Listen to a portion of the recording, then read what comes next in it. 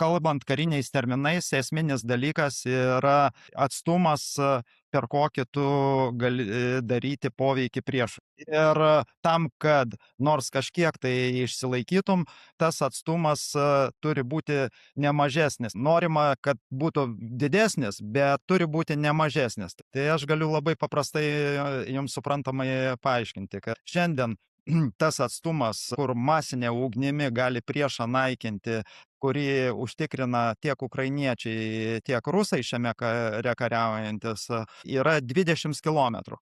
20 kilometrų. Atstumas, kurį deklaruoja mūsų kariuomenė, kuri šiandien dienai gali užtikrinti masinę ugnį, yra 2,5 kilometro ir kai bus anot jų jau įdiegti ten droniniai pajėgumai, išaugs iki 5 kilometrų.